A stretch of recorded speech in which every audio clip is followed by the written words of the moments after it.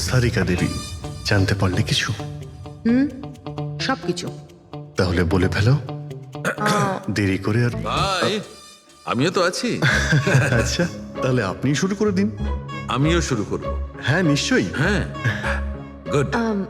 তবে এবার দেখো, এটা তো তোমরা তখন জেনেই গেছো যে এই মেয়েটাকে গলা টিপে মারা হয়েছে।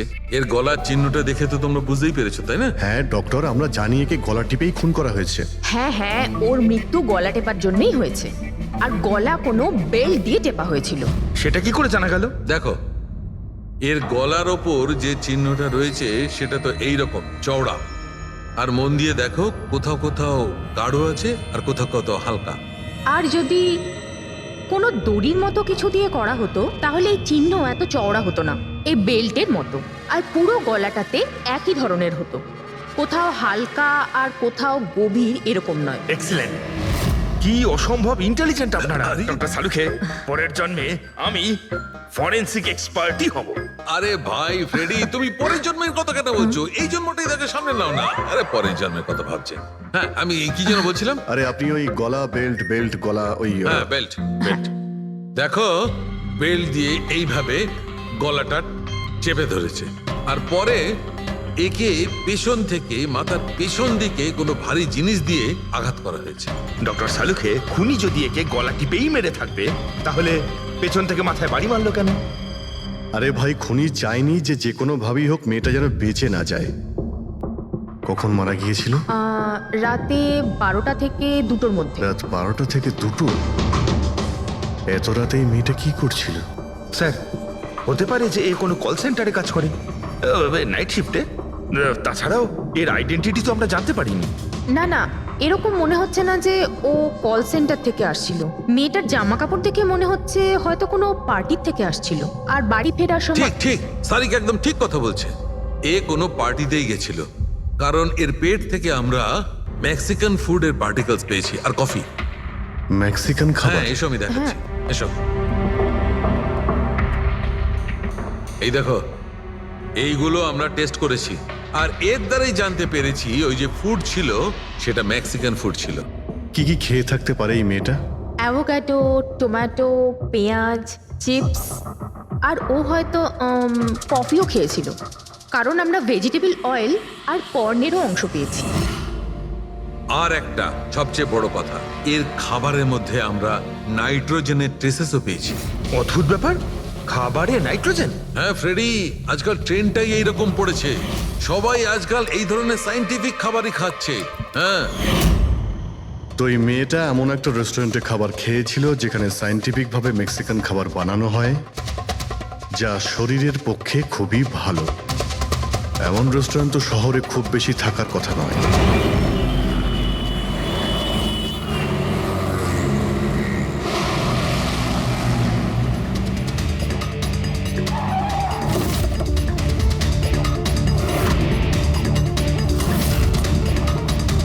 মনে হচ্ছে নিশ্চয়ই এখানে কোনো ক্লু পাওয়া যাবে।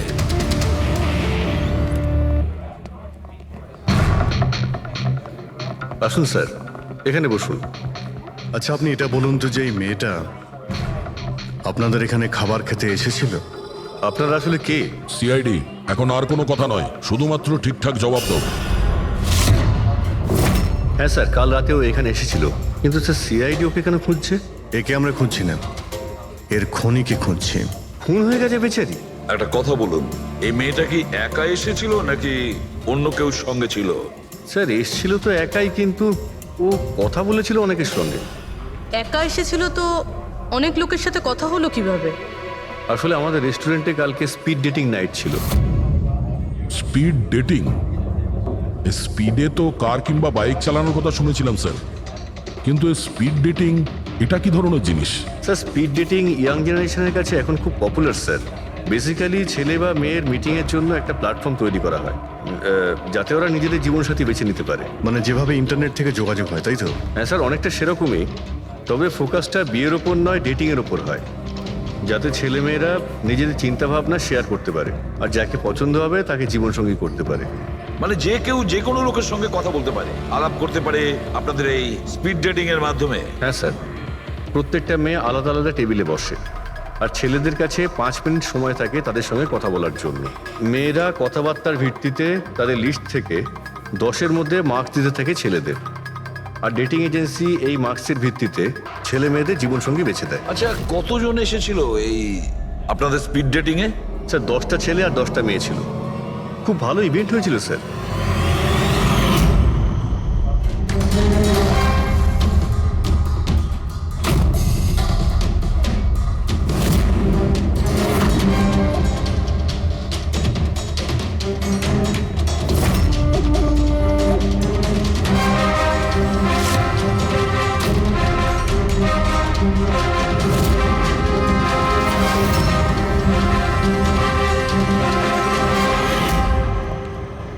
আর শুনুন, এই মেয়েটার সঙ্গে যত লোক এই আপনাদের স্পিড ডেটিং ফেয়ারে এসেছিল সবার ডিটেলস চাই আমাদের।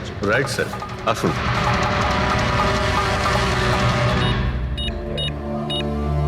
স্যার এই হলো এই ম্যাডামের ডিটেলস।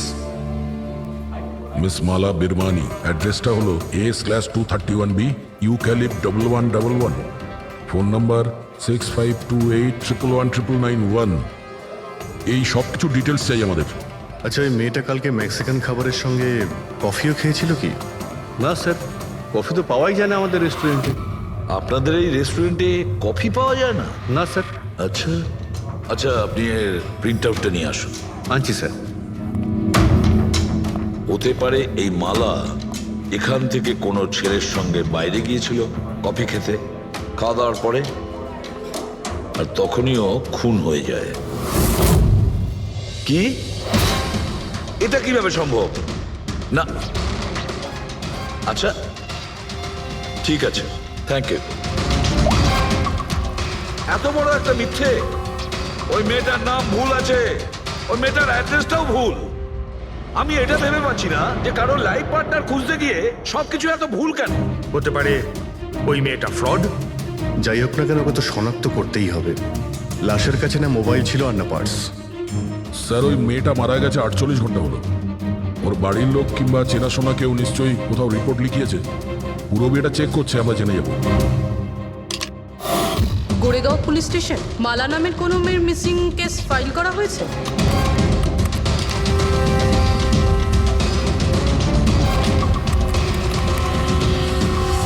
আচ্ছা, গ্রেট, থ্যাঙ্কস। আপনি আমাকে কমপ্লেনের ফাইল পাঠাতে পারবেন? আর হ্যাঁ, প্লিজ আপনি ওর পরিবারকে কিছু জানাবেন না। স্যার, হ্যাঁ, স্যার, এই মেয়েটার আসল নাম মালিনী, আর মরুর এলাকাতে ওর মিসিং কমপ্লেন ফাইল হয়েছিল। মিসিং কমপ্লেন ওর স্বামী আর শ্বশুর শাশুড়ি করেছে স্যার। কি? একজন বিবাহিত মহিলা, সে স্পিড ডেটিংয়ে? সেটাই তো। আর সেটাও আবার কোনো নকল নাম দিয়ে। হ্যাঁ বলুন। সিআইডি।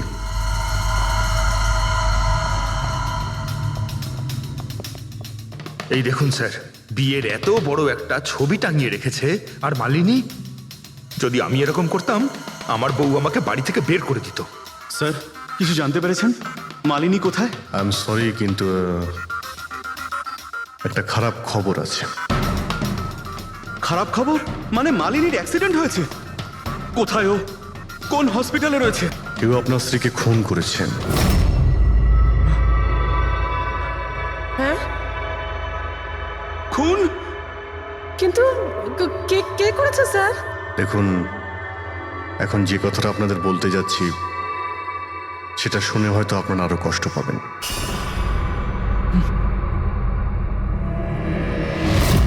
Speed dating? সেটা আবার কি স্যার? এটা এমন একটা প্রোগ্রাম যেখানে ছেলে মেয়েদের দেখা হয় তাদের জীবন সঙ্গী বেছে নেওয়ার জন্য। আর মৃত্যুর রাতে মালিনী এরকমই প্রোগ্রামে গিয়েছিল। আমার পোড়া কপাল, আমার ছেলে ঘরে থাকতে ও আরেক জীবন সঙ্গী খুঁজতে চলে গেল। ব্যাস, এটাই তো বাকি ছিল। বংশের নাকে ঝমা কষা দিয়েছে ও। স্যার, মনে হচ্ছে আপনাদের কিছু একটা ভুল হচ্ছে। আমাদের বিবাহিত লাইফ তো খুব ভালোই চলছিল, তাহলে ও নতুন পার্টনারের কিসের প্রয়োজন পড়লো? আফসোস এটাই যে এই প্রশ্নের উত্তর দেওয়ার জন্য মালিনী এখন বেঁচে নেই।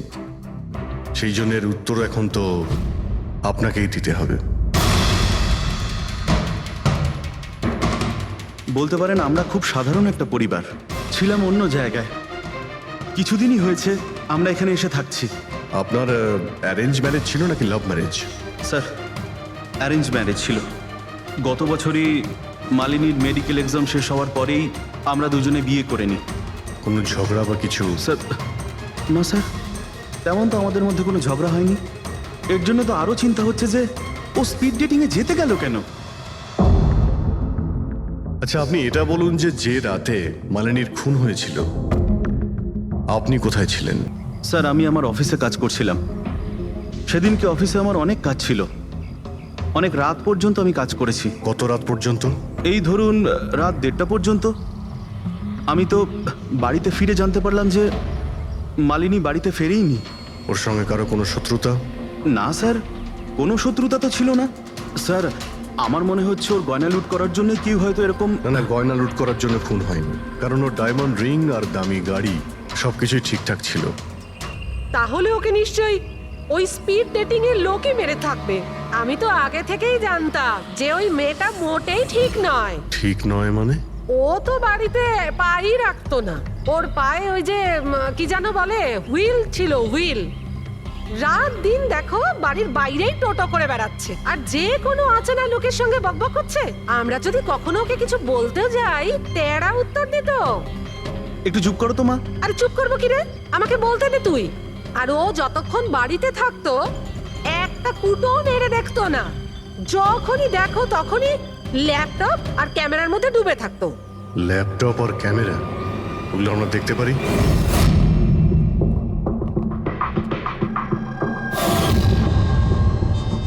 স্যার, এই হলো ওর ল্যাপটপ। আর এই ক্যামেরাটা কোথায়? ক্যামেরা স্যার, আমার মনে হয় না যে মালিনী ওর স্বামীকে ঠকাচ্ছিল। ও অন্য কোনো উদ্দেশ্যেই ওখানে গিয়েছিল। উদ্দেশ্য কি ছিল সেটা এই ক্যামেরা ল্যাপটপ থেকে জানতে পারাই যাবে। স্যার,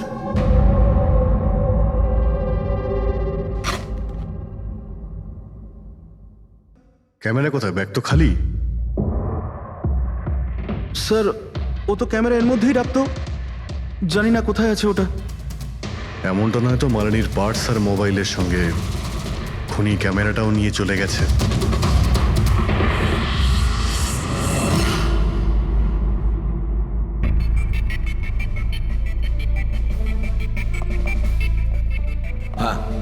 স্যার, এই স্পিড ডেটিং এর কনসেপ্টটা তো বেশ ভালো, কিন্তু যদি সাবধান না থাকা হয় তো খুবই ক্ষতি হতে পারে। হ্যাঁ স্যার, এদের মধ্যে কেউ ক্রিমিনালও হতে পারে। একদম ঠিক, কিন্তু এই সাবধানতাটা ইভেন্ট ম্যানেজারের এবং সমস্ত পার্টিসিপেন্টদের এটা বোঝা উচিত। স্যার, হ্যাঁ, এই সোহনের মিথ্যে কথা ধরা পড়ে গেছে স্যার। এ আমাদের বলেছিল পরশুদিন রাতে ও নিজের অফিসে কাজ করছিল রাত্রি 1:30 পর্যন্ত, কিন্তু ওর মোবাইল ডিটেলস অন্য গল্প বলছে। ওর অফিস আন্ধেরিতে, আর এই দাদা বান্দ্রাতে ছিল রাত 11:30 থেকে 12:30 অবধি, সেই রেস্টুরেন্টের কাছে যেখানে মালিনী গিয়েছিল স্পিড ডেটিং এর জন্য। এখনই ওকে ডেকে পাঠাও।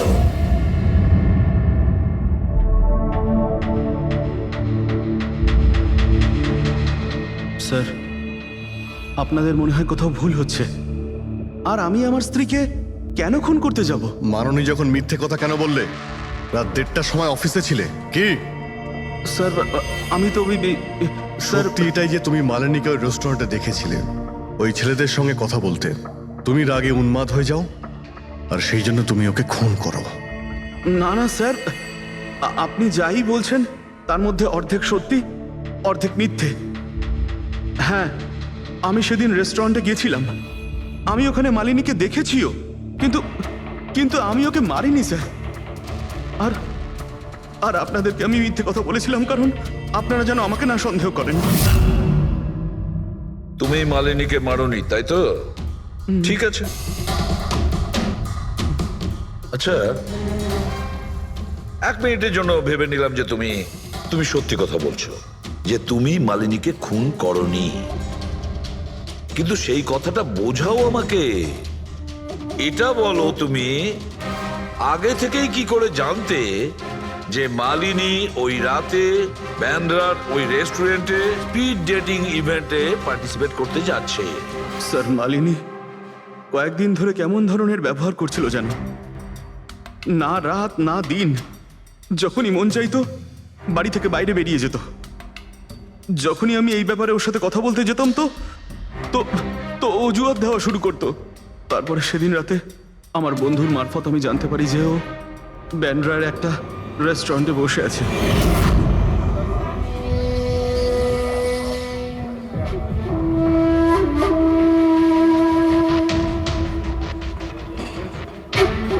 নিজের স্ত্রীকে স্পিড ডেটিং এ দেখে আমার মনটা একেবারে ভেঙে যায় স্যার। আমার মনে হয়েছিল যে আমার ভালোবাসায় কি কোনো খামতি রয়েছে, কিন্তু আমি ওই মুহূর্তে ওই রেস্টুরেন্টে ওর সাথে ঝগড়া করিনি।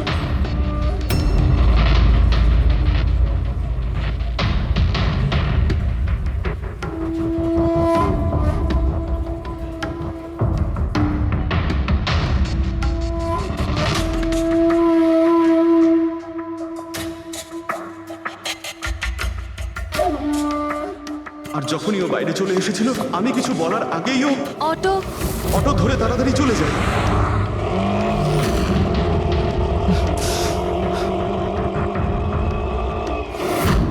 স্যার আমি সত্যি কথা বলছি, আমার উদ্দেশ্যটা শুধু ওর সাথে কথা বলাই ছিল, ওকে একেবারেই প্রাণে মারতে নয়। আফসোস যে মালিনীর সাথে আমি শেষ কথা বলতে পারলাম না। এখন এই রহস্য সারা জীবন রহস্য হয়েই থেকে যাবে যে ও আমার সাথে প্রতারণা করলো কেন। ও তোমার সঙ্গে প্রতারণা কেন করলো? ঠিক আছে, এবার আমি তোমাকে যেতে দিচ্ছি, কিন্তু এটা ভেবো না তুমি যে আমরা তোমাকে সন্দেহ করছি না। সেটা তো ততক্ষণই থাকবে যতক্ষণ না তুমি নির্দোষ প্রমাণিত হচ্ছ। বুঝেছো তুমি?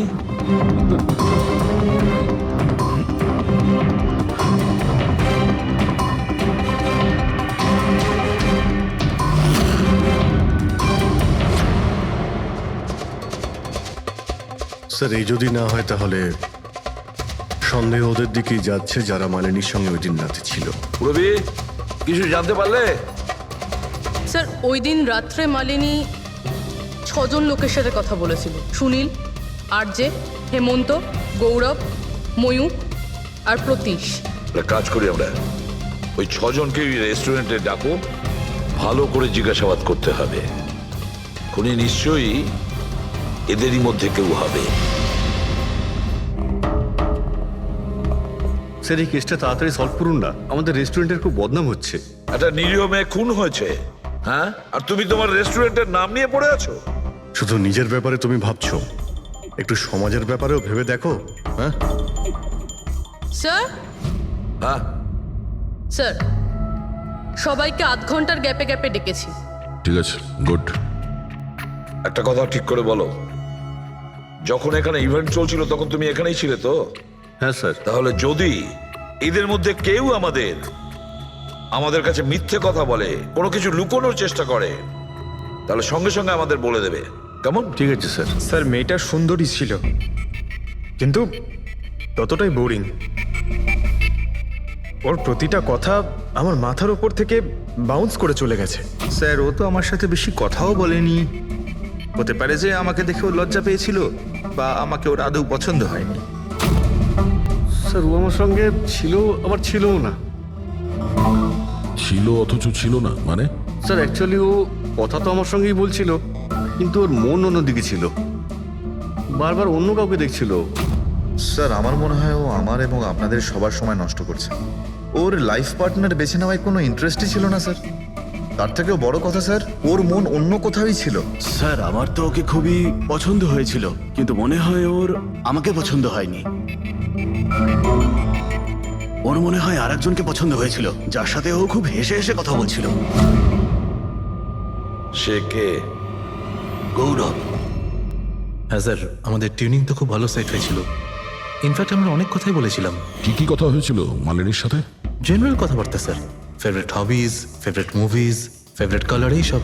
ইনফ্যাক্ট ও এত বেশি নার্ভাস হয়ে পড়েছিল যে ওর জুসটাই আমার উপর ফেলে দিয়েছিল। তাহলে মিটিং এর পরে তোমাদের নাম্বার নিশ্চয়ই এক্সচেঞ্জ হয়েছিল? না স্যার, নাম্বার এক্সচেঞ্জ হয়নি। ও বলেছিল ইভেন্ট শেষ হওয়ার পর 8 ঘন্টার মধ্যে আমার সঙ্গে কফি শপে দেখা করবে। এর পেট থেকে আমরা মেক্সিকান ফুডের পার্টিকেলস পেয়েছি আর কফি। আচ্ছা, তার মানে গৌরব তুমি ওর সঙ্গে কফি শপে দেখা করো ইভেন্টের পরে? কোথায় স্যার, 2 ঘন্টা ওয়েট করেছিলাম কফি শপে, ও আসেইনি। সত্যি বলছো? স্যার মিথ্যে কেন বলবো? ঠিক আছে, আমাদের ওই কফি খাওয়াবে তো? শিওর স্যার, কখনো যাওয়া যাবে? কখনো কেন, এখনই চলো। যাই। বলুন স্যার, কোন কফি নেবেন? তবে এখানকার cold coffee with vanilla ice cream বেশ ফেমাস, আপনি বলে সেটা অর্ডার করতে পারি। আমার জন্য একটা cold coffee with ice cream. Coffee toffee তো খাওয়া হবে, আগে এটা বলো যে তোমরা ওই দিনকে ঠিক কোন জায়গাতে বসেছিলে? ওহ স্যার, আমরা ভেবেছিলাম আমরা কফি খেতে এসেছি, কিন্তু আপনি তো এখনো আপনার তদন্ত চালিয়ে যাচ্ছেন। তদন্ত শেষ হওয়ার পরে কফি খাওয়ার যে মজা সেটা এখন পাবো না। Hello sir. পরশু রাতে সিসিটিভি ফুটেজ আমরা দেখতে চাই ম্যানেজার বাবু। সরি, কিন্তু সিসিটিভি ক্যামেরা তো 1 মাস ধরে আউট অফ ওয়ার্কিং। আর ঠিকও করেননি?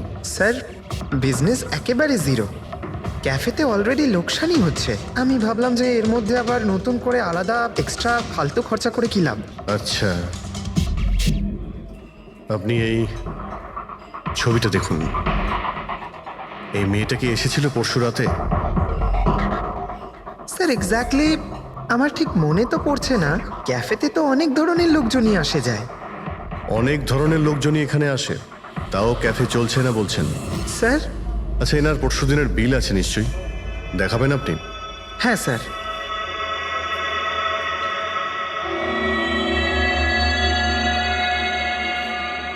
স্যার এই যে বিল, 27 তারিখ রাতের 11টা বেজে 4 মিনিটের বিল এটা।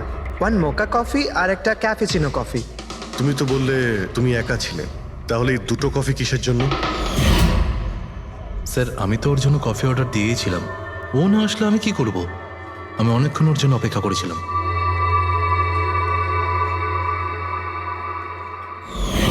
স্যার এবার তো খান আমার সঙ্গে কফি। খাবো, নিশ্চয়ই খাবো, কিন্তু কেসটা শেষ হওয়ার পর। ঠিক আছে স্যার, তাহলে আমি যাই এখন। তুমি যেতে পারো। Thank you very much. Most welcome. Sir, এই কেসটা তো আমার মাথার কল কবজা পুরো ঢিলা করে দিয়েছে। যদি মালিনী এখানে কফি নাই খেয়ে থাকে, তাহলে খেলো কোথায়?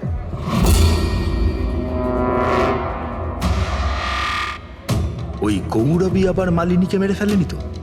ও মালিনীকে এই কফি শপে ডেকেছিল কফি খেতে, সে যখন আসে না ও ভেঙে পড়ে, খুন করে দেয়। যে কোনো কিছু হতে পারে এই কেসে ফ্রেডি, যে কোনো কিছু হতে পারে। স্বামীও মারতে পারে, ওই ছেলেদের মধ্যে কেউ হতে পারে, বা কোনো তৃতীয় পার্টি। মনে আছে তোর ক্যামেরাটা উধাও? এমন কেউ যার ওই ক্যামেরাতে কোনো ছবি নিয়ে প্রবলেম আছে।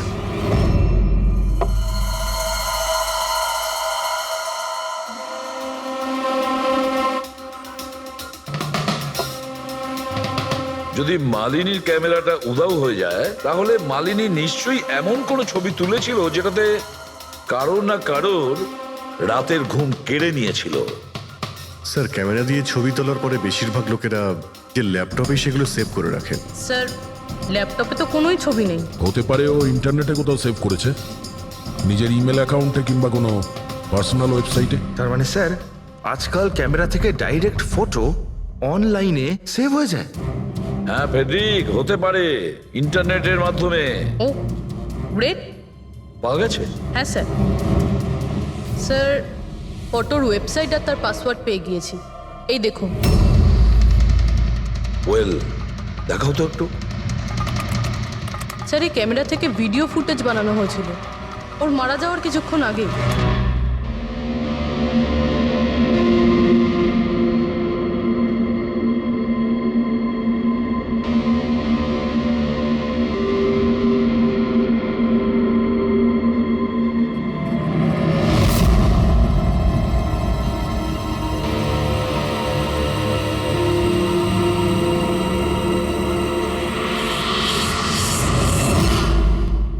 এই ফুটেজের জন্যই মালিনীর খুন হয়নি তো?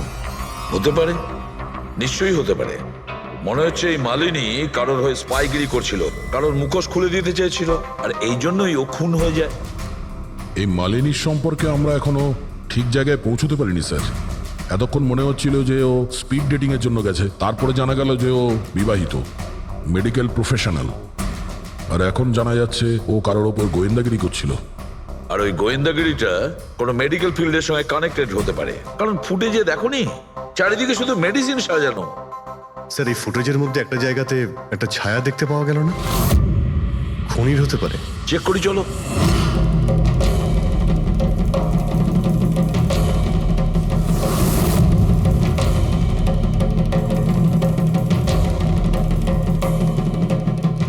এর মধ্যে যে ডেটগুলো দেখতে পাচ্ছি এ তো এক্সপায়ার হয়ে গেছে। ওষুধগুলোর সঙ্গে অ্যাসিটনও রেখেছে। অ্যাসিটোন? স্যার, এই কেমিক্যাল দিয়ে তো ওরা ওষুধের ওপর পুরনো এক্সপায়ারি ডেট উঠিয়ে দিয়ে নতুন ডেট দিতে পারে, আর সেটা ওরা বাজারে ছাড়তে পারে বিক্রির জন্য। কয়েকটা টাকার জন্য মানুষের জীবন নিয়ে এত বড় খেলা খেলছে। এটার খোঁজ নিতেই মালিনী ওখানে গিয়েছিল। হ্যাঁ স্যার, ওই খুনি মালিনীর ক্যামেরাটা তো চুরি করে নিয়েছিল, কিন্তু এটা জানতো না যে মালিনী মরার আগে পুরো ফুটেজটা ওয়েবসাইটে দিয়ে দিয়েছিল।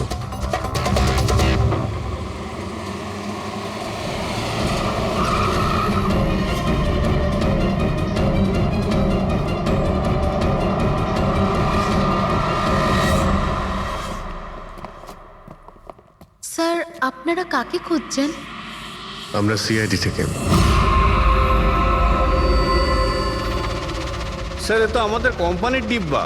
ওটা তো আমরাও দেখতে পাচ্ছি, কিন্তু কি চলছে এই গোডাউনে? পুরনো ওষুধকে নতুন বানানোর ধান্দা চলছে, হ্যাঁ? না স্যার, আমাদের এখানে কোনো বেআইনি কাজ হয় না। বরং আমি এটা বুঝতে পারছি না যে এই জায়গাটা কোথায়। আচ্ছা, এটা তোমাদের গোডাউন নয়? স্যার, এটা তো আমাদের কোম্পানির গোডাউন নয়। ইনফ্যাক্ট আমাদের কোম্পানির গোডাউন এই বিল্ডিং এর নিচেই আছে। আপনারা চাইলে চেক করতে পারেন।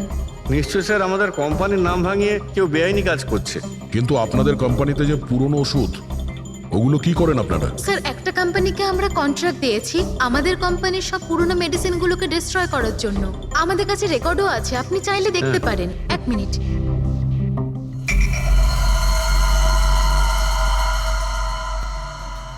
স্যার, এই দেখুন, এখানে কোম্পানির সমস্ত রেকর্ড মেনশন করা আছে। তো এদের কাছে তোমাদের কোম্পানির নতুন বক্সগুলো এলো কি করে? তার মানে পুরো ধান্দাটাই পুরনো ওষুধ নষ্ট করার কোম্পানিতে চলছে। কোম্পানির নাম হলো BTI, medical waste management company. এই কোম্পানিতে কার সঙ্গে কথাবার্তা হয় আপনাদের? স্যার, মিস্টার গৌরব কুমার। গৌরব কুমার?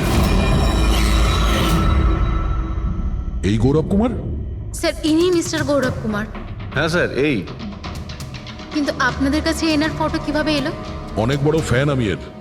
দরজা সব লক চেঞ্জ হয়েছে কিনা? হ্যাঁ স্যার, এই নিন। তাড়াতাড়ি সবাই কাজ করো, অনেক কাজ পেন্ডিং রয়েছে। গো।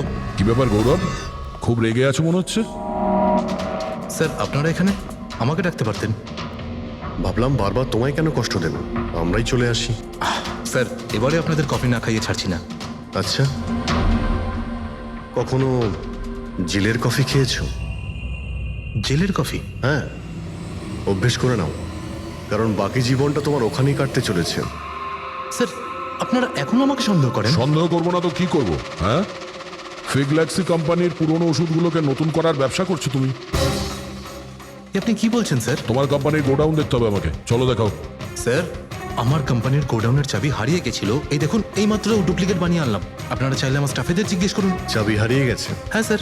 এইভাবে কি করে হারিয়ে যেতে পারে? হ্যাঁ, জানি না স্যার। অ্যাকচুয়ালি ওই দিন যখন আমি স্পিড ডেটিং এ গেছিলাম, তখন আমার কাছে চাবিটা ছিল। তারপর হারিয়ে গেল। যখন তুমি স্পিড ডেটিং এর জন্য গিয়েছিলে, তখন চাবিটা নিজের সঙ্গে নিয়ে গিয়েছিলে? অ্যাকচুয়ালি স্যার, এই চাবিটা সবসময় আমি সঙ্গে রাখি। ফার্স্ট টাইম হলো এটা যে চাবি হারিয়ে গেল। এই মালিনী কি তাহলে চাবি চুরি করেছিল? তারপর ওখান থেকে সোজা বেরিয়ে এই গোডাউনে আসে ভিডিও করার জন্য। গৌরব, তুমি বলছিলে কি মালিনী তোমার উপরে জুস ফেলে দিয়েছিল? কি এক্স্যাক্টলি কি হয়েছিল? স্যার, অ্যাকচুয়ালি সেই রাতে। হেই, হাই। হাই। এর আগে আপনার কতগুলো গার্লফ্রেন্ড ছিল?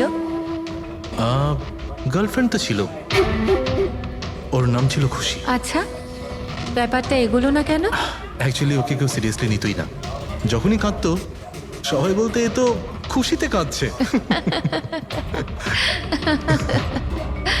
আরে আপনার সেন্স অফ হিউমার তো, আরে আই এম সরি, আপনার শার্ট। ইটস ওকে, দোষটা আমারই। তারপরে চলে গেল। হয়তো চাবিটা সেই সময় হারিয়ে যায়।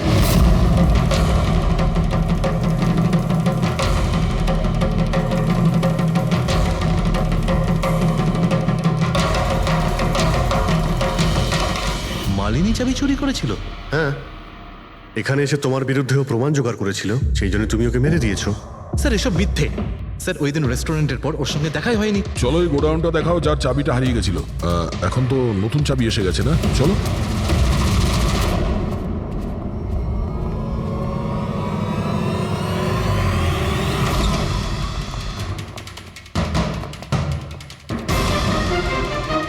স্যার, এটা তো সেই জায়গাটাই যার ফুটেজ মালিনী শুট করেছিল।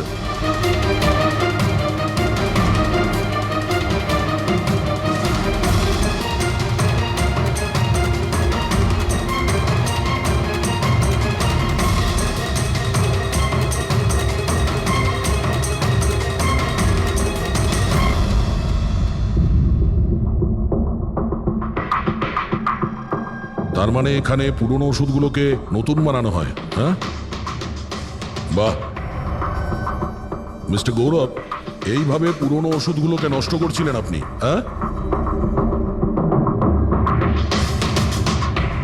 সবাই তোমাদের উপরে ভরসা করে ওষুধ কেনে, আর তোমরা তাদের বিষ বিক্রি করছো। বিষ? স্যার আমার কথা বিশ্বাস করুন, না আমি এরকম কোনো ওষুধের ব্যবসা করেছি, আর না আমি মালিনীকে খুন করেছি। মিথ্যে কথা বলছো তুমি। ওই রাতে রেস্টুরেন্ট থেকে তোমার কার্ড চুরি করে মালিনী এখানে আসে।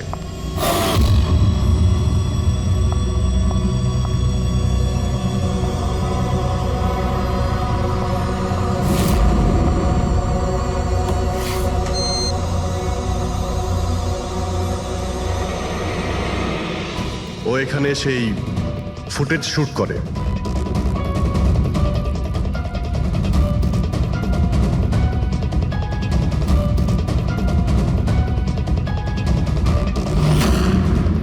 তারপর ও কোনো কফি শপে যায় ইন্টারনেটের জন্য, যাতে ও ফটো আপলোড করতে পারে। এক্সকিউজ মি, ওয়াইফাই এর পাসওয়ার্ড? ঠিক আছে, থ্যাংক ইউ।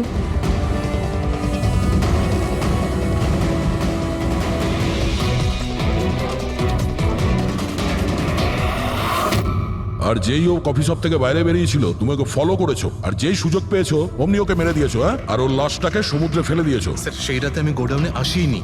আমার কথায় বিশ্বাস নেই তো? ঠিক আছে, ওয়াচম্যানকে জিজ্ঞেস করুন। ওই ফুটেজে একটা ছায়া দেখতে পেয়েছি, কে ছিল সে? স্যার আমি কি করে জানবো সে কে ছিল? আচ্ছা, এক্ষুনি জেনে যাবো, চলো।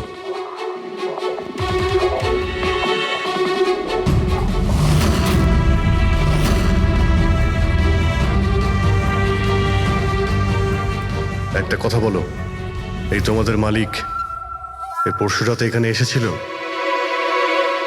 তোমাদের মালিক এই পরশু রাতে এখানে এসেছিল?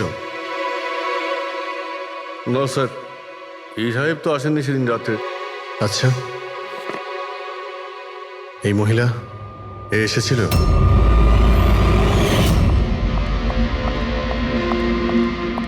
আরে ম্যাডাম, কে আপনি? আর এখানে এই সময় কি করছেন আপনি? আসলে আমি হ্যাঁ? না ভুল অ্যাড্রেসে চলে এসেছি, সরি আরে সরি। আরে শুনুন, আরে হয়তো ওই ছায়াটা এরই ছিল। আর কেউ এসেছিল এই মহিলা ছাড়া? না স্যার, আর কেউ আসেনি সেদিন রাতে। দেখলেন স্যার, আমি বলেছিলাম না আপনাদের আমার কোনো দোষ নেই। আপনারা খামোখা প্রথম দিন থেকে আমার পিছনে হাত ধুয়ে পড়ে আছেন। তোমার পেছনে পড়বো না তো কি করব, হ্যাঁ? এই নকল ওষুধের কালোবাজারি তোমার তদারকিতে হচ্ছে এখানে। স্যার আমি এসব করি না। আমার কাজ হলো ফার্মাসিউটিক্যাল কোম্পানির সঙ্গে কন্ট্যাক্ট করা, যাতে ওরা এসে পুরনো ওষুধ নিয়ে যায়। ইনফ্যাক্ট আমি তো রেগুলার অফিসেও আসি না। আচ্ছা, রেগুলার বেসিসে এই গোডাউনে নজর কে রাখে? তোমার কোনো এমপ্লয়ি তো আছে এখানে? হ্যাঁ স্যার, প্রতীশ, ও এখানকার অপারেশন ম্যানেজার। প্রতীশ? আচ্ছা, ওই ডেটিং এর ইভেন্টে প্রতীশের সঙ্গে কথা হয়েছিল, ও ছিল না ওখানে? হ্যাঁ স্যার।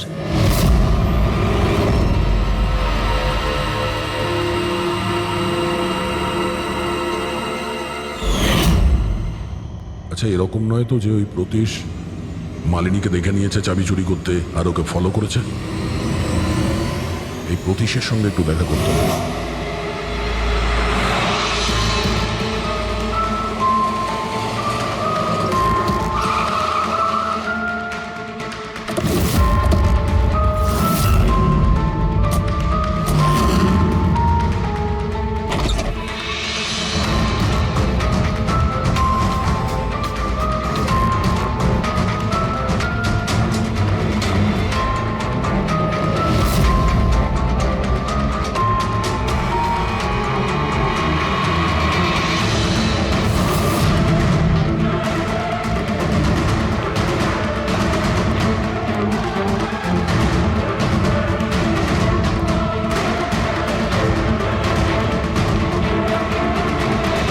স্যার, এই ভাঙা মোবাইল, ক্যামেরা আর পার্সটা পেলাম। স্যার স্যার ওখান থেকে পালাচ্ছে।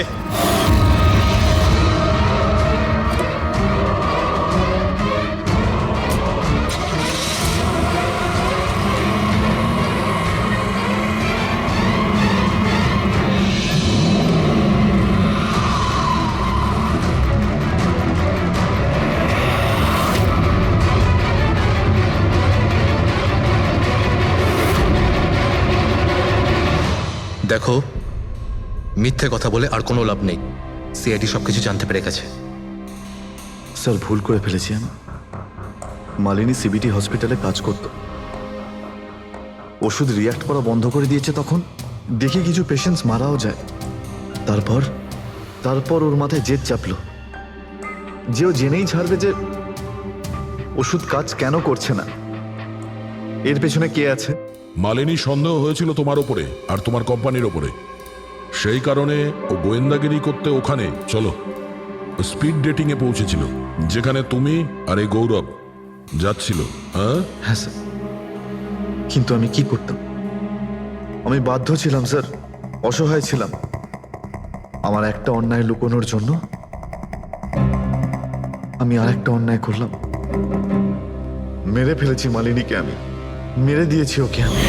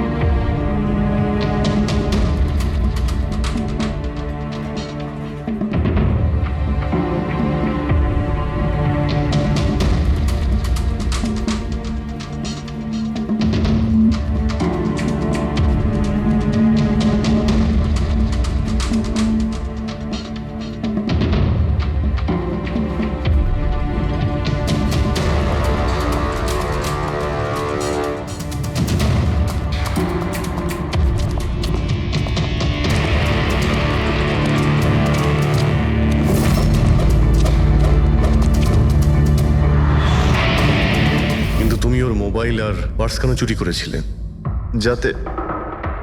যাতে আপনারা মনে করেন স্যার লুটপাটের চক্করে চুরি হয়ে গেছে। লুটপাট? কিন্তু ওর দামি ঘড়ি আর ডায়মন্ড রিং বের করতে ভুলে গিয়েছিলে।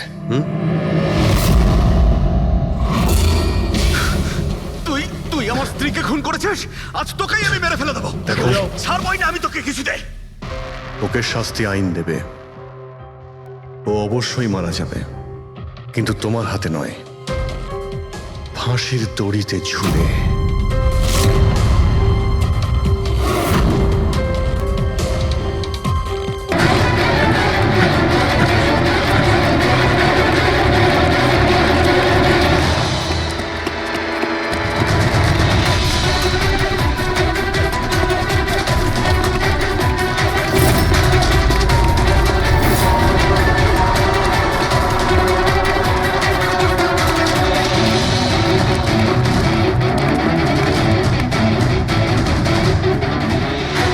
পালিয়ে গেছে মনে হয় স্যার। যাবেটা কোথায়?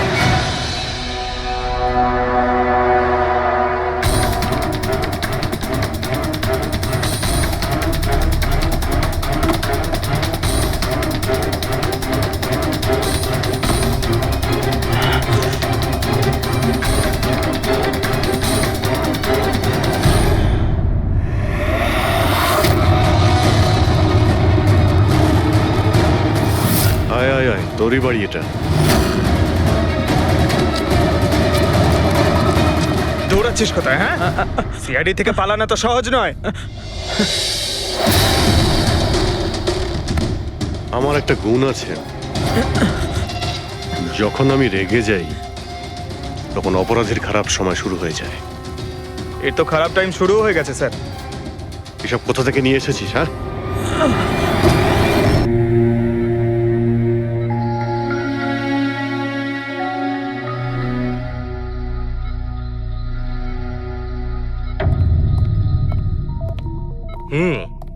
বাবা, তোমার এই স্টুডেন্টরা তাদের ভালোবাসায় তোমাকে বিগড়ে দিচ্ছে খালি, তাই না?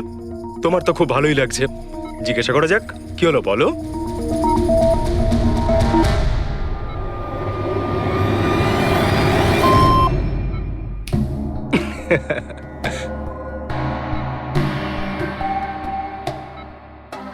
আরে এগুলো তো ময়লা কাপড়, তাই না? দিন, এটা আমাকে দিন। ভাই, আমি আসছি।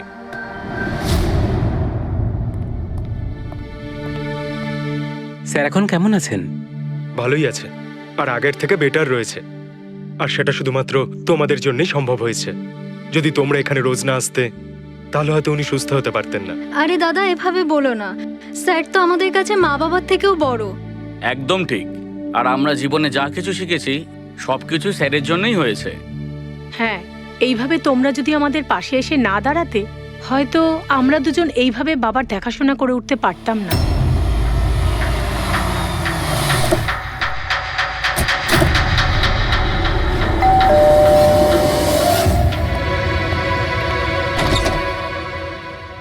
সন্দীপ আঙ্কেল, নমস্কার আঙ্কেল। নমস্কার। ভালো আছো? তোমার বাবা কেমন? ভালো আছেন, খুব ভালো আছেন। বাহ, বেশ কথা। দেখো, ওর জন্য এটা এনেছিলাম।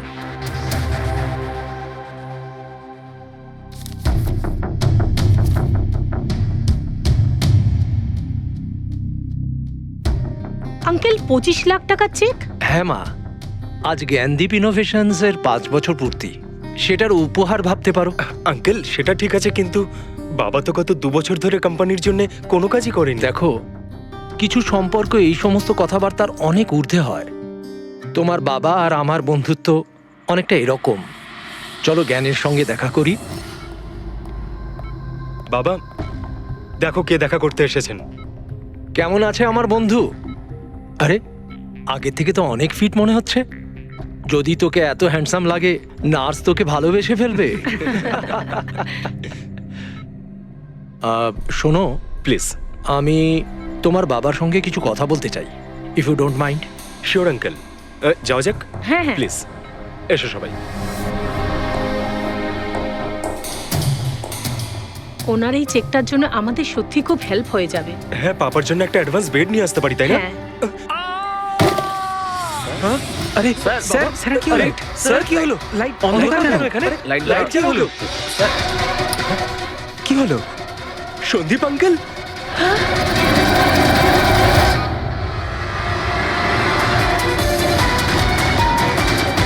I think he is dead. জ্ঞান স্যার, আপনি ঠিক আছেন তো? এই ছুরিটা ক্যান্সারের হাতে?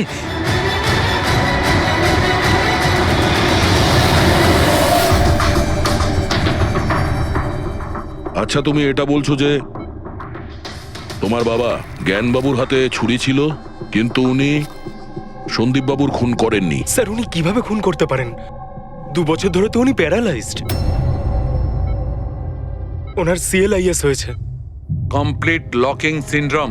হ্যাঁ স্যার, এই পরিস্থিতিতে শরীরের কোনো অংশই কাজ করে না, এমনকি চোখের পাতা পর্যন্ত পড়ে না।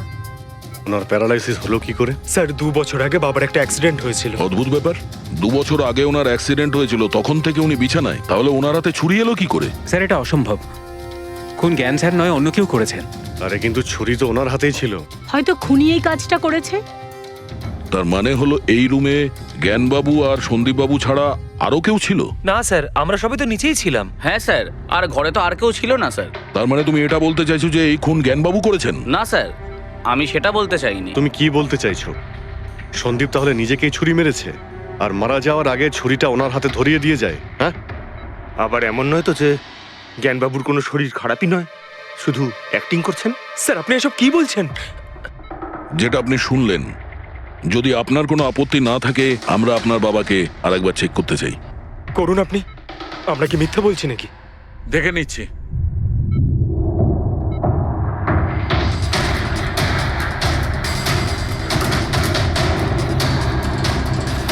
এনার তো পায়ের মাংসপেশিগুলো টোটাল অ্যাট্রোফিক হয়ে গেছে। তার মানে? মানে এক কথায় বলতে পারো যে পায়ের মাংসপেশিগুলো একদম ওই শিথিল হয়ে গেছে। উনি যদি চানও তাহলে 1 ইঞ্চিও এই খাট থেকে নড়তে পারবেন না। স্যার এবার তো আপনাদের বিশ্বাস হয়েছে তাই না, যে আমার বাবা নাটক করছে না? এটা তো একদম শিওর যে ওই সময় তৃতীয় কেউ ছিল এখানে। আচ্ছা, এই উনি আবার জানালা দিয়ে আসেনি তো? পঙ্কজ, ফ্রেডি, তোমরা জানালার আশপাশটা ভালো করে চেক করে দেখো তো কোনো প্রমাণ পাওয়া যায় কিনা। স্যার। অদ্ভুত ব্যাপার, প্রথমবার এইরকম হলো যে খুনির সাক্ষী এখানে রয়েছে কিন্তু সাক্ষ্য দিতে পারবেন না। সেটা পাওয়া যেতে পারে স্যার, সাক্ষ্য কি করে পাবো? এই মেশিনের সাহায্যে, যার নাম হলো BCI, ব্রেন কম্পিউটার ইন্টারফেস। এই মেশিনটা প্যারালাইজড পেশেন্টদের অনুভবগুলোকে বুঝতে সাহায্য করে। অদ্ভুত ব্যাপার, এটা কি সম্ভব? নিশ্চয়ই সম্ভব স্যার। স্যার এই মেশিনটা রক্তের অক্সিজেন ফ্লোকে বুঝে নিয়ে পেশেন্টের অনুভবগুলোকে ব্যক্ত করে দেয়। একটু ভালো করে এক্সপ্লেন করো দেখি। স্যার আমি বলছি, এই মেশিনটা মাথার ভিতরে রক্ত প্রবাহকে ডিটেক্ট করে, তারপর এটা ক্যালকুলেশন করে যে আলাদা আলাদা পরিস্থিতিতে আলাদা আলাদা প্রশ্ন করলে তার উত্তরে মস্তিষ্কের ভিতরে রক্ত প্রবাহ কেমন হচ্ছে। ও, আর এই রক্তের মাত্রা এইটা বলতে পারবে যে ওই সময় এই মানুষটা কি ভাবছিল, এর মনের মধ্যে কি চলছিল। Exactly. Good, very good. Freddie sir, এখান থেকে ওপরে যাওয়ার কোনো রাস্তা নেই, সে আমি জানি। এই পাইপটা দেখ, খুনি এই পাইপটা বেয়েই উপরে উঠেছিল, খুন করে এই পাইপটা ধরেই বেয়ে নিচে নেমে গেছিল।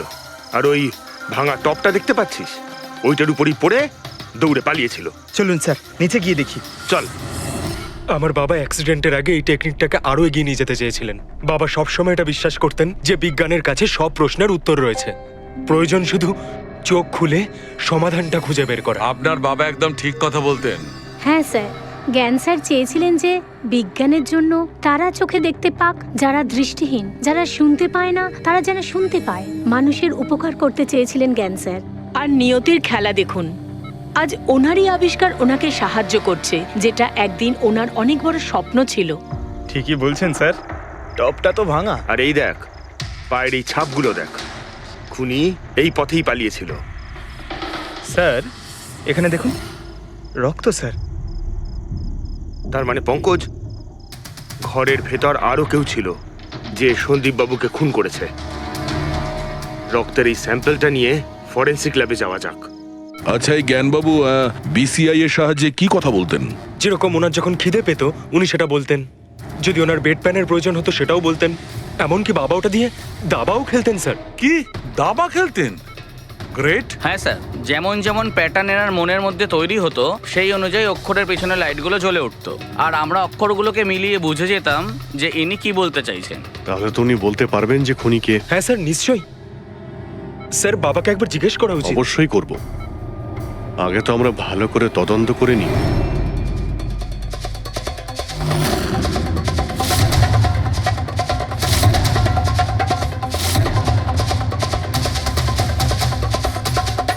সারিকা, ছুরির মধ্যে কিছু পেলে?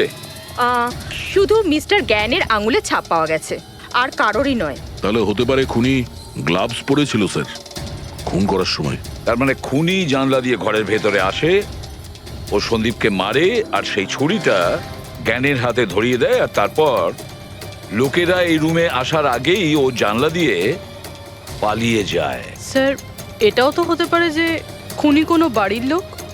না পূর্বী, রুমে যতগুলো লোক ছিল স্যার তাদের কারোর শরীরেই চোট বা আঘাতের চিহ্ন ছিল না স্যার। আর ওই শুকিয়ে যাওয়া রক্ত, ওটা কোনো বাইরের লোকেরই। একটা কথা বুঝতে পারছি না দয়া, যদি খুনি বাইরের লোক হয় তাহলে এটা কি করে জানলো যে সন্দীপ জ্ঞানের সঙ্গে দেখা করতে আসবে? 10 মিনিট আগে সন্দীপ পৌঁছে যায় আর তারপর ওর খুন হয়ে যায়। স্যার এমন মনে হচ্ছে যে হতে পারে এই খুনি সন্দীপ বাবুকে ফলো করছিল, আর যখন সন্দীপ বাবু তার পুরো দিনের শিডিউল বানাচ্ছিল, হতে পারে কোনোভাবেও জেনে গেছিল যে বিকেল বেলায় সন্দীপ বাবু জ্ঞান বাবুর সঙ্গে দেখা করতে যাচ্ছেন। সে ঠিক আছে, কিন্তু এরা দুজনেই সন্দীপ আর জ্ঞানবাবু কথা বলবে সেটা কি করে জানলো? স্যার এটাও হতে পারে যে খুনি জানতো না, আর যেহেতু ও ওকে ফলো করছিল, যেই সুযোগ পেয়েছে রুমে ঢুকে ওকে মেরে দিয়েছে। দয়া নিশ্চয়ই ওর সঙ্গে কোনো শত্রুতা ছিল এই সন্দীপের ওপর, সেই জন্যই তো খুনি পিছু নেওয়া ছাড়েনি। আর বস, যার সঙ্গে এই সন্দীপ বাবুর শত্রুতা ছিল তার এ প্লাস্টিক অ্যানিমিয়া ছিল। ও আচ্ছা, এই জিনিসটা আসলে কি স্যার? পঙ্কজ, এটা একটা খুব রেয়ার ডিজিজ। এই অসুখটা খুব কম লোকের হয়। এতে মানুষের বোন ম্যারো আর বোন ম্যারো স্টেম সেলস ধীরে ধীরে নষ্ট হতে থাকে। রক্তের লোহিত রক্তকণিকা, শ্বেত রক্তকণিকা আর প্লেটলেটস সব ধীরে ধীরে নষ্ট হতে থাকে। যদি এই রোগটা রেয়ার হয় তাহলে খোঁজ নেওয়া খুব একটা কঠিন হবে না যে শহরে কতজন লোক আছে যাদের এই ধরনের রোগ আছে। এই প্লাস্টিক অ্যানিমিয়া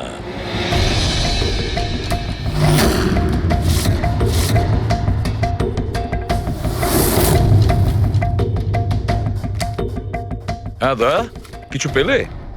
হ্যাঁ স্যার, এই শহরে সব মিলিয়ে ৪৫ জন লোক আছে যারা এই রেয়ার অসুখে ভুগছে স্যার। তাদের মধ্যে ১৬ জন তো দেশেই নেই। তার মানে বাকি রইল ২৯। তাদের মধ্যে ১৪ জন এমন লোক আছে যারা বয়স্ক, মানে উঁচু ব্যালকনি থেকে লাফাতে পারবে না। বাকি রইল ১৫। তাদের মধ্যে ৭ জন বাচ্চা আছে যাদের বয়স ১২ বছরের কম। তাহলে বাঁচলো ৮ জন। হ্যাঁ স্যার, আর ৮ জনের মধ্যে তো ৪ জন এমন আছে স্যার যারা অনেক বেশি মোটা স্যার। এই দেখুন, ও এরা না ওই ব্যালকনিতে উঠতে পারে না লাফাতে পারে, অসম্ভব স্যার। তার মানে দয়া, আমাদের কাছে সাসপেক্ট ৪ জন। ৪ জন সাসপেক্ট। হ্যাঁ স্যার। নাম কি তাদের? স্যার লীলা, রমেশ, সুনীল আর হেমন্ত। নীলা, রমেশ, সুনীল আর হেমন্ত। রবি, স্যার একটু দেখো তো আমাদের ক্রিমিনাল ডেটাবেসে কোনো পুরনো পাপি কিনা।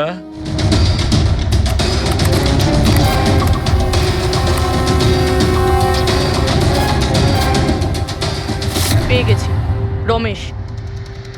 চুরি, ছিনতাই, তাছাড়া লোকেদের মেরেওছে। থাকে কোথায় সে? সরোজনগর চল।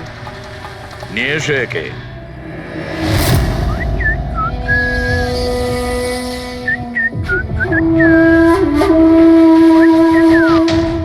মালা, একটা ফুলের মালা আমাকেও একটু পরাও। আচ্ছা বলো, বিয়ে কবে করছো? বিয়ে? আর তোকে? আমার এতটাও খারাপ সময় আসেনি যে তোকে বিয়ে করতে হবে। কেন? তুই এতটাই খারাপ দেখতে যে তোর বাড়ির আয়না ভয় পেয়ে যায় তোকে দেখে।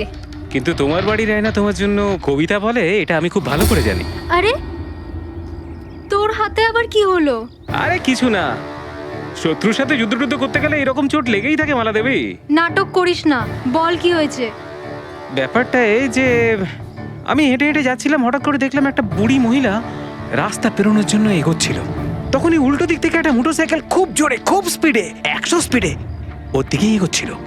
যখনই মোটরসাইকেল ওই বুড়ি মহিলাকে ধাক্কা মারতে যাচ্ছিল, মাঝখানে পৌঁছে গেলাম আমি আর বাঁচিয়ে নিলাম ওকে।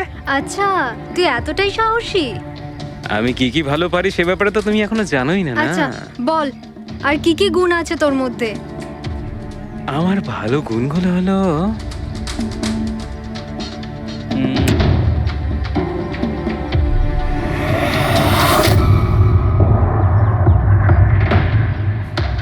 কি হলো? তোর মুখটা ভয়ে এভাবে ফ্যাকাশে হয়ে গেল? মালা, মালা আমাকে একটু একটু একটু লুকোতে দে। আরে মালা লুকোতে দে। লুকোচ্ছিস কেন? আরে মালা, আরে কেন লুকোচ্ছিস তুই? এটা কি করে দিলি তুই? আমার সব ফুল নষ্ট করে দিলি। স্যার এ তো সেই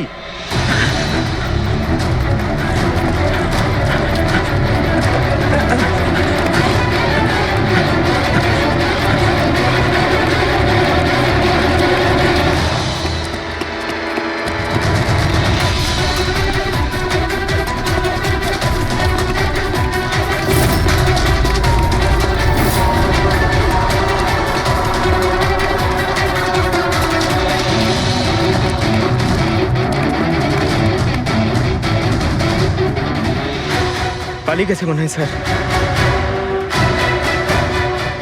যাবেটা কোথায়?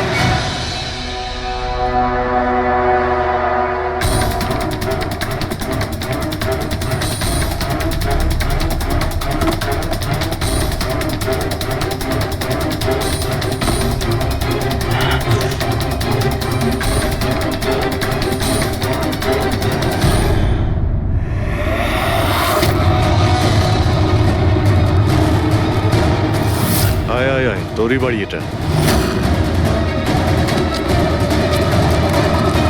দৌড়াচ্ছিস কোথায়? হ্যাঁ, সিআইডি থেকে পালানো তো সহজ নয়।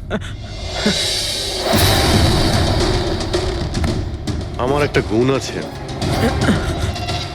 যখন আমি রেগে যাই তখন অপরাধের খারাপ সময় শুরু হয়ে যায়। এর তো খারাপ টাইম শুরু হয়ে গেছে স্যার। এসব কোথা থেকে নিয়ে এসেছিস? হ্যাঁ, আনিনি স্যার, নিজে বানিয়েছি। এই মেশিনটা তুই বানিয়েছিস? দেখে তো মনে হচ্ছে চাও ঠিক করে বানাতে পারিস না, মেশিন বানিয়েছিস। কোথা থেকে চুরি করেছিস? না স্যার, আমি চুরি করিনি। শুধু চুরি করিসনি, খুনও করেছিস তুই। খুন? কার sir? D117 MG road, Sundarnagar. এখানে গেছিলি তো তুই? তোর হাতে আঘাত লেগেছে না? তোর এই রক্ত আমরা ওখানে পেয়েছি। আমার ছিল না স্যার। তোরই ছিল। তুই যে হসপিটালে ট্রিটমেন্ট করিয়েছিলি সেখানেই ম্যাচ করে গেছে। মাঝার কোনো রাস্তা নেই? না, সোজা ফাঁসি। চুরির জন্য ফাঁসি দিয়ে দেবে? চুরি নয়, খুন, সন্দীপের খুন। না স্যার, আমি কোনো খুনই করিনি। আমি তো শুধু ওখানে চুরি করতে গেছিলাম। তুই একে খুন করিসনি? হে ভগবান, কি বিপদে পড়লাম। মায়ের দিব্যি বলছি স্যার, আমি কোনো খুন করিনি। আমি তো খবর পেয়েছিলাম যে ওখানে একটা লোক থাকে যার প্যারালাইসিস হয়ে গেছে। চুরি কোথায় করতে হবে সেটা ভালো করে জেনে নিয়ে আমি ওখানে শুধু চুরি করতে গেছিলাম। আমি ওখানে শুধু এই কারণেই গেছিলাম। আমি তোকে চিনিও না, কেন মারবো? কারণ সন্দীপ তোকে চুরি করার সময় দেখে ফেলে, তাই একটা অপরাধ লুকোতে গিয়ে আরেকটা করে ফেলেছিস। হ্যাঁ, এই কথাটা সত্যি স্যার যে আমি ওখানে গেছিলাম। আর সন্দীপ আমাকে দেখে চিৎকারও করেছিল। ওর চিৎকার শুনে আমি ভয় পেয়ে গিয়ে পালিয়ে এসেছিলাম। তাহলে তোর লাগলো কি করে? এটা যখন সন্দীপ চিৎকার করলো তখনই লাইট চলে গেছিল, আর অন্ধকারে আমি নিচে লাফালাম। ওই লাফাতে গিয়ে চোট লেগে গেছে। ওই রুমের মধ্যে তুই ছাড়া সেই সময় আর কেউ ছিল না। তুই খুন না করলে কে খুন করবে? না স্যার, আমি ছাড়া অন্য কেউ ছিল ওখানে। কে?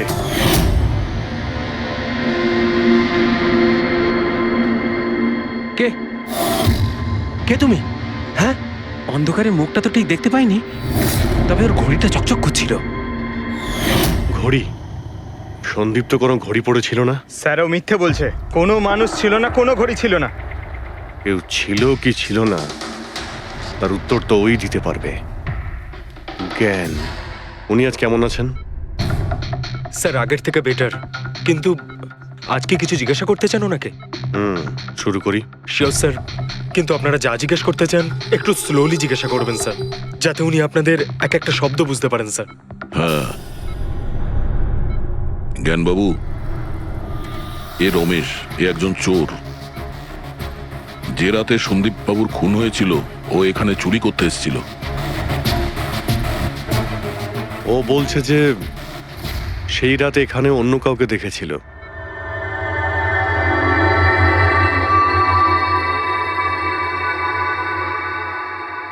রমেশ, ওই রাত্রে তুমি যেখানে দাঁড়িয়েছিলে সেখানে গিয়ে দাঁড়িয়েও।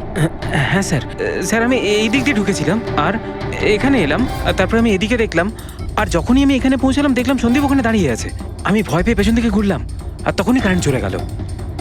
এখানে দাঁড়িয়েছিলে মানে উনি নিশ্চয়ই তোমাকে দেখেছেন। আচ্ছা, ও কি এখানে ছিল?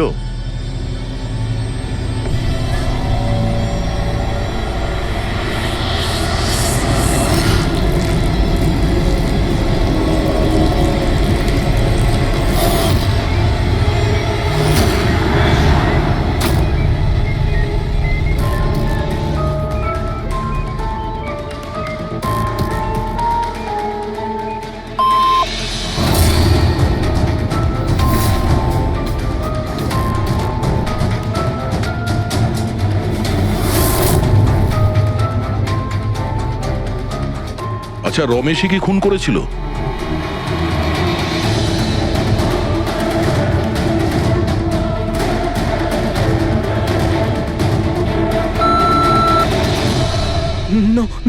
স্যার নো মানে না স্যার, আমি বলেছিলাম না আমি মারিনি স্যার। হ্যাঁ ঠিক আছে, তুমি এদিকে দাঁড়াও। আচ্ছা আচ্ছা, আপনি এটা বলুন, আপনি কি খুনিকে দেখেছেন? আপনি চেনেন খুনিকে?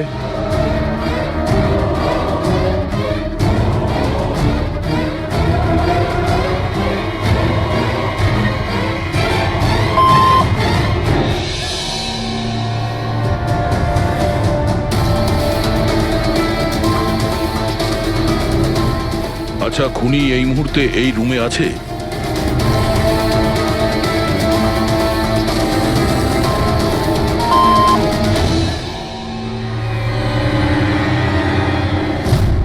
তার মানে খুনি আমাদের মধ্যে কেউ একজন?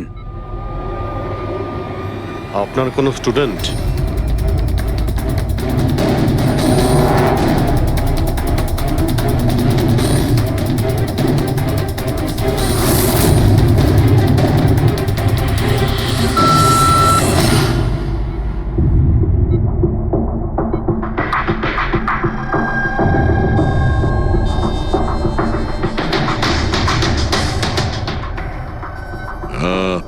নার্স কিংবা ওয়ার্ড বয়? এসবের মধ্যে আপনারা আমাকে কেন টানছেন? আপনি যদি কিছু করেই না থাকেন, আপনি ভয় পাচ্ছেন কেন?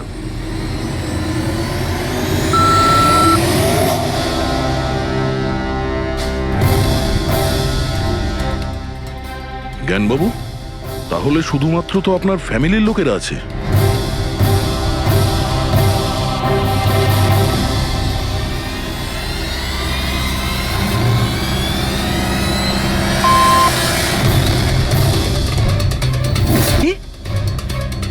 বাবা তুমি এসব কি বলছো? হ্যালো, রিল্যাক্স, ওখানে দাঁড়িয়ে থাকো, যাও ওখানে দাঁড়িয়ে থাকো। আচ্ছা এটা বলুন, আপনার ছেলেই কি খুনি?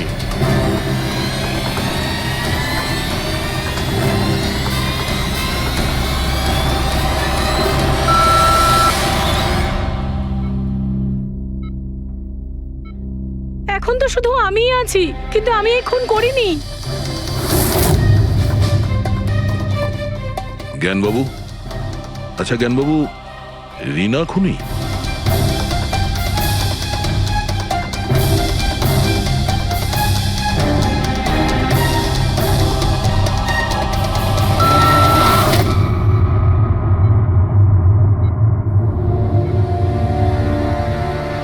আপনি আমাদের বললেন যে আপনার পরিবারেরই কেউ খুনি, তাহলে সে কে?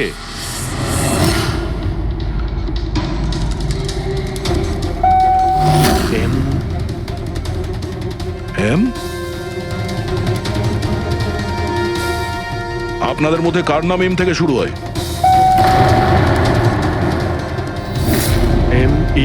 মি মানে উনি? জ্ঞানবাবু, আপনি বলছেন যে খুন আপনি করেছেন?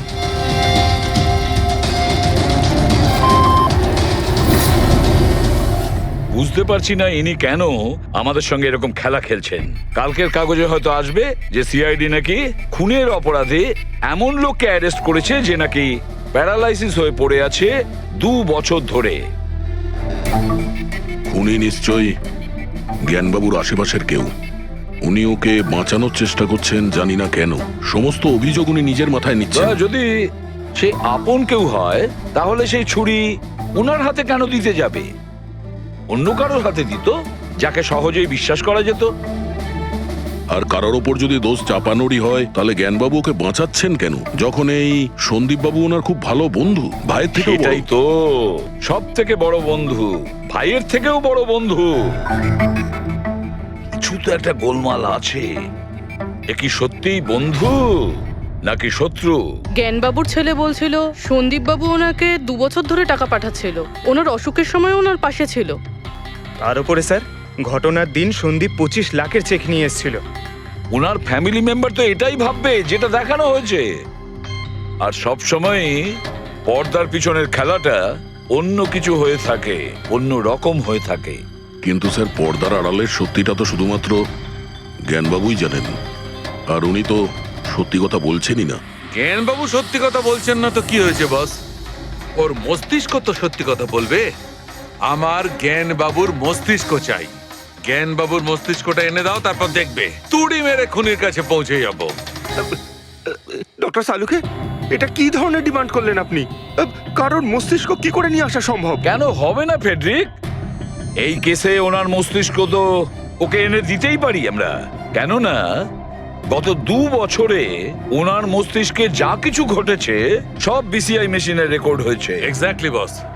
আর এই মেশিনে আমাদের বলবে যে জ্ঞান বাবুর সঙ্গে ওর কি আর কেমন সম্পর্ক ছিল। হ্যাঁ ফেডরিক, সব ডেটাগুলো নিয়ে এসো বিসিআই মেশিনের। আর দয়া স্যার, রমেশকে ওনাদের বাড়িতে নিয়ে যাও, আর ওখানে যে কয়জন লোক ছিল সবার ঘড়ি চেক করাও।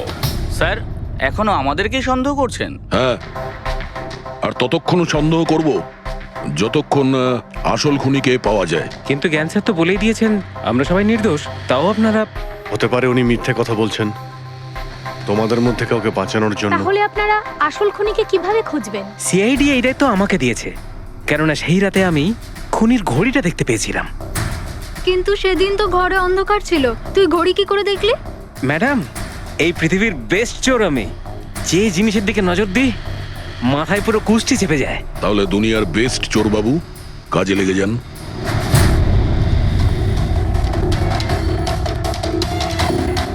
সস্তা, টেকসই, সুন্দর, 11,000 টাকা।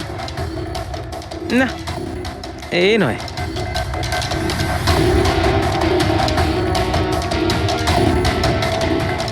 না স্যার, আপনি একটু হাতটা দেখাবেন? এও নয়, এটা তো একেবারে বেকার। ও হ্যালো, বেকার এটা, 2 লাখ টাকা দাম।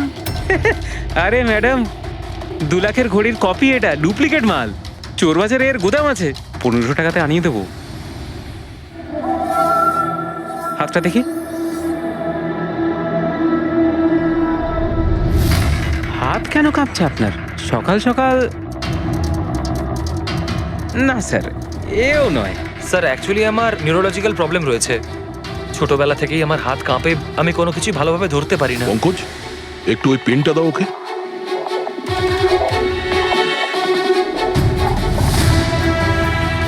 ঠিক করে ধরবেন আপনি। এ তো পেনটাও ধরতে পারছে না। স্যার, অ্যাকচুয়ালি জ্ঞান স্যার আমার এই প্রবলেমটাই সলভ করতে চেয়েছিলেন। উনি এর সাথে রিলেটেড রিসার্চও করছিলেন, কিন্তু হয়তো ভাগ্যের সম্মতি ছিল না এতে। আর জ্ঞান স্যারের গাড়ির অ্যাক্সিডেন্ট হয়ে গেল। ভরসা রাখো, এর কোনো না কোনো চিকিৎসা তো হয়েই যাবে। তুমি দেখো বাকিদের ঘড়িগুলো। না স্যার, এদের মধ্যে কারোর ঘড়িই নয়। কারোর কাছেই নেই? হতে পারে খুনির কাছে 1-এর থেকে বেশি ঘড়ি আছে। ওই দিন ও যে ঘড়িটা পড়েছিল আজ ওটা পড়েনি। হায় ভগবান, আপনি এখনো সন্দেহ করছেন? পঙ্কজ, এই রমেশকে নিয়ে যাও। পৃথিবীতে যত ঘড়ি আছে, যত মডেলের রয়েছে, সবগুলো দেখাও ওকে। স্যার, যত ঘড়ি আছে, যত মডেল আছে, সব? তবেই তো জানা যাবে খুনি কোন মডেলের ঘড়ি পড়েছিল। এক মিনিট, একটু এদিকে আয়, এদিকে আয়।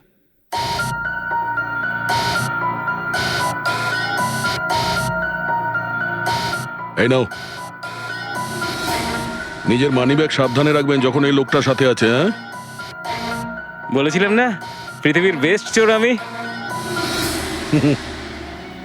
আর দীপিকার ইয়াররিং আমার ইয়াররিংস? বার কর। স্যার, আপনি এটাও দেখে ফেলেছেন? সিআইডি থেকে কিছু লুকোনো যায় না। হ্যাঁ, যা। আয় বেস্ট চোর, এদিকে আয়। আপনারা এটা বলুন যে এই জ্ঞানবাবু আর সন্দীপের মধ্যে কোনো কি প্রবলেম চলছিল? স্যার, খুব ভালো সম্পর্ক ছিল। তাহলে জ্ঞানবাবু সন্দীপবাবুর খুনের অভিযোগ নিজের মাথায় নিলেন কেন? ওনাদের দুজনের ভেতরে কোনো টেনশন হয়েছিল? না স্যার, কোনো টেনশন তো ছিল না, কিন্তু একটা বিষয় নিয়ে তর্ক হচ্ছিল। অ্যাক্সিডেন্টের ঠিক আগে ওনার বিসিআই মেশিনটা একটা পয়েন্টে এসে আটকে গেছিল, আর কোনো রকম সলিউশনও পাওয়া যাচ্ছিল না। এই জন্য জ্ঞান স্যার সবসময় বিরক্ত থাকতেন আর খুব রাগও করতেন। হ্যাঁ স্যার, যখন সন্দীপ আঙ্কেল বাবাকে বলেছিলেন যে আপনি চিন্তা করবেন না, দেখবেন সব ঠিক হয়ে যাবে, তখন বাবা ওনার উপরও রেগে গেছিলেন। হ্যাঁ স্যার, এর জন্য হয়তো উনি জোরে গাড়ি চালাচ্ছিলেন আর অ্যাক্সিডেন্টটা হয়ে গেছে। এক মিনিট। যদি এই অ্যাক্সিডেন্টটা বিসিআই মেশিন তৈরি হওয়ার আগেই হয়েছিল, তাহলে এই বিসিআই মেশিনটা কাজ করছে কি করে? স্যার, সন্দীপ আঙ্কেল সেটা কমপ্লিট করেছিলেন। সন্দীপ বাবু? কিন্তু উনি তো কোনো সায়েন্টিস্ট ছিলেনই না। হ্যাঁ, কিন্তু জানি না স্যার, সন্দীপ আঙ্কেল ওই মেশিনের সব সমস্যাগুলো ঠিক করে দিয়েছিলেন স্যার। আর বাবার অ্যাক্সিডেন্টের 1 মাস পরেই ওটা কাজ করতে শুরু করে দেয়, আর প্রজেক্টও সাকসেসফুল হয়েছে স্যার। অদ্ভুত ব্যাপার, এটা কি করে হতে পারে? একজন নন সায়েন্টিস্ট এরকম কমপ্লিকেটেড মেশিন কি করে চালু করতে পারে, যেটা ওনার মতো বৈজ্ঞানিকই শুরু করতে পারেননি? বোধহয় আন্দাজি করে ফেলেছিলেন।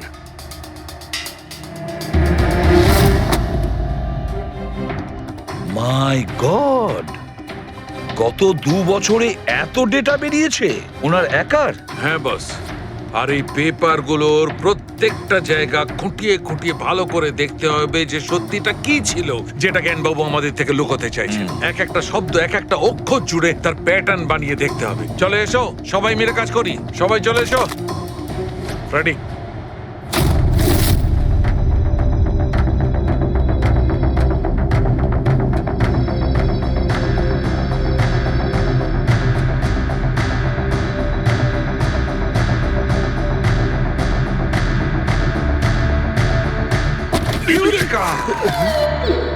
কি হলো স্যার, কি পেলেন? জানতে পারা গেছে যে আসলে ওই রহস্যটা কি, আর এই রহস্যে আছে একটা ভিলেন।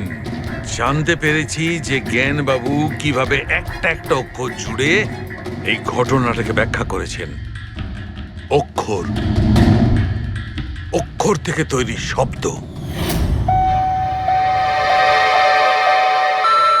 আর শব্দ থেকে তৈরি বাক্য, সেন্টেন্স।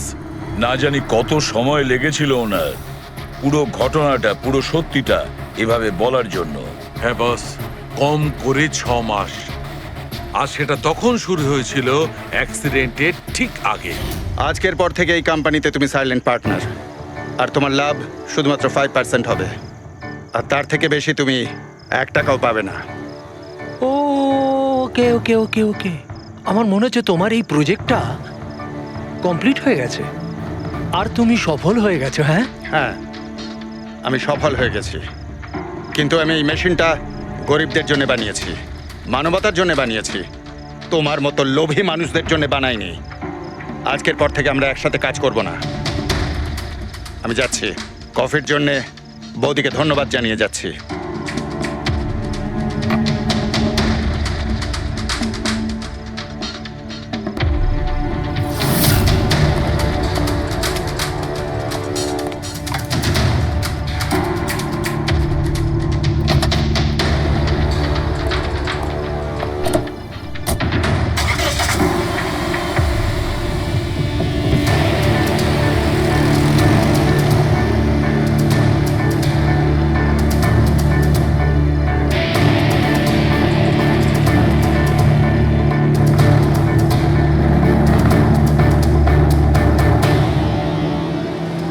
কি হলো? হঠাৎ করে গাড়ি ব্রেক ধরছে না কেন? ব্রেক ছুঁয়ে কি হলো?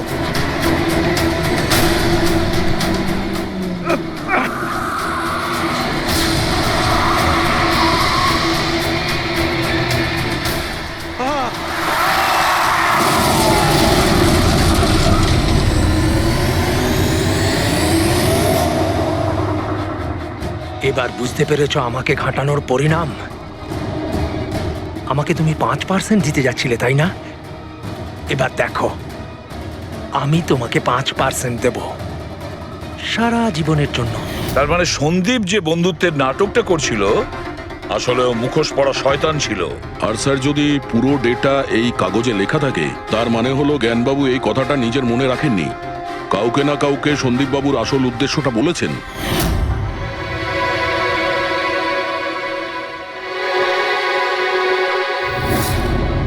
আর উনি এই ব্যাপারে যে বা যাকে সত্যিটা বলেছিলেন সেই হলো অপরাধী, সেই হলো সন্দীপের খুনি। কিন্তু স্যার, যদি খুনি জ্ঞানবাবুর হয়ে প্রতিশোধ নিতে চাইতো, তাহলে খুনি ছুরিটা জ্ঞানবাবুর হাতে কেন ধরালো? ওনাকে ফাঁসাতে চাইছিল? না পুরবি, আমার তো মনে হয় না। খুনি ওনাকে সান্ত্বনা দিতে চেয়েছিল, যে এটা বোঝাতে চেয়েছিল যে দেখুন, আমি আপনার হয়ে সন্দীপকে মেরে ফেলেছি, আপনার প্রতিশোধ আমি নিলাম। আর তাকে বাঁচানোর জন্য জ্ঞানবাবু পুরো অভিযোগ নিজের উপর নিয়ে নিয়েছেন। দয়া, খুনির কাছে পৌঁছানোর একটাই রাস্তা আছে, সেই ঘড়িটা রিস্ট ওয়াচ, যেটা রমেশ দেখেছিল।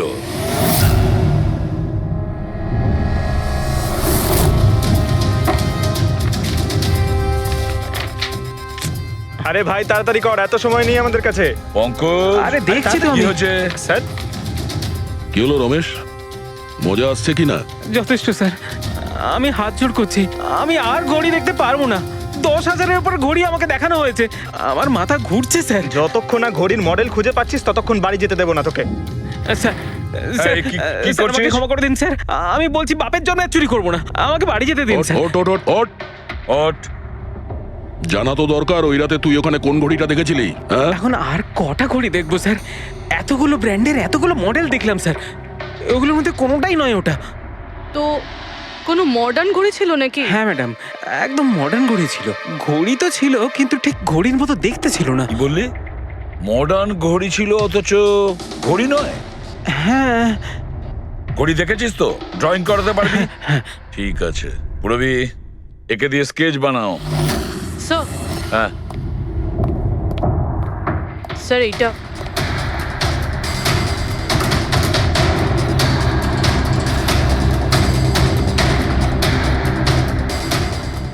মাই গড, কি হলো? 1 মিনিট বস, একদম জ্যাকপট লেগে গেছে। রমেশ, এদিকে এসো। ওকে, মন দিয়ে দেখো, এই ঘড়িটাই ছিল। এটাই ছিল, একদম এটাই ছিল স্যার। এটা কিরকম ঘড়ি স্যার? চুরি করলে কত পয়সা পাবো? পয়সা নয়, টাকা পাবে, লাখ লাখ টাকা। এত দামি ঘড়ি এটা? ঘড়ি নয়, এটা স্যাটলা বলে একে, স্যাটলা। স্যাটলা? এবার খুনি কে সেটাও আমি বলতে পারি। কে এই খুনি? সে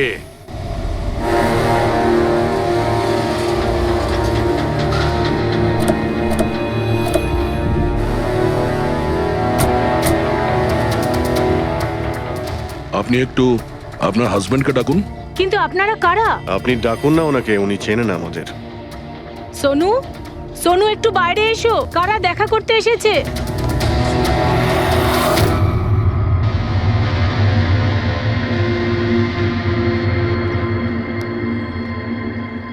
আপনারা এখানে কি ব্যাপার?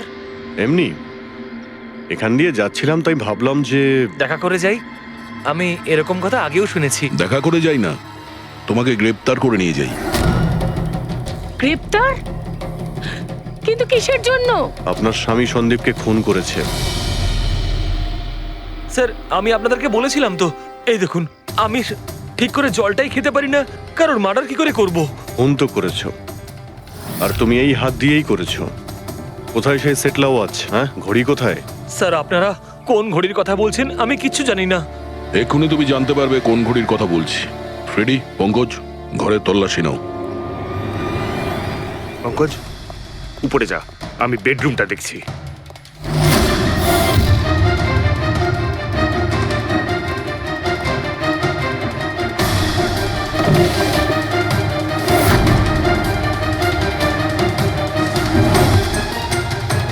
কিচ্ছু নেই।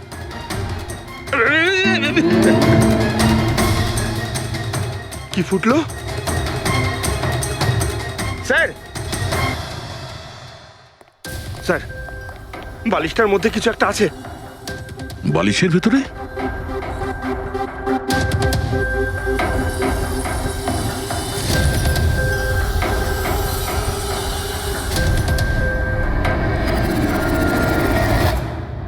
তাই তো, ঘড়ির মতো দেখতে। হ্যাঁ। এই ঘড়িটা কার? আর এই বালিশের ভেতরে কি করছে? আমি কি করে জানবো? যে দোকানদারের থেকে বালিশটা কিনেছিলাম তারই হবে। বড় এটা। স্যার, আমি কারোর ঘড়ি কেন পড়তে যাবো স্যার? তুমি এটা পড়বে নাকি অ্যারেস্ট করবো আমরা? অভিজিৎ, একটা কাজ করি, আগে আগে ঘড়ি পরাই, হাত করা তো নিজের থেকেই লেগে যাবে। হ্যাঁ, নাও ওই ঘড়িটা খোলো। স্যার,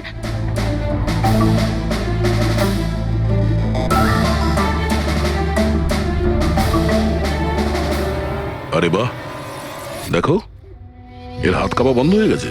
হ্যাঁ স্যার, তো চমৎকার হয়ে গেল, এর হাত কাঁপা থেমে গেল। এটা কোনো চমৎকার নয়, এটা সায়েন্স। এবার দেখো এই ঘড়িটা পরার পরে সোনু কত সহজে খুন করতে পারে।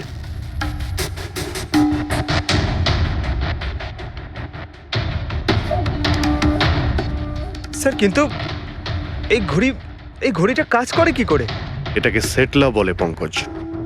মোশন সেন্সর আর আর্টিফিশিয়াল ইন্টেলিজেন্স টেকনিক দিয়ে বানানো হয় এই ঘড়ি, কারণ ওর মতো যাদের এই রোগ আছে তাদের জন্য, মানে যাদের হাত কাঁপে। শুধু একটাই উদ্দেশ্য ছিল আমার, প্রতিশোধ আর প্রতিশোধ। জ্ঞান স্যার আমাকে বিসিআই এর সাহায্যে সবকিছু বলে দিয়েছিলেন।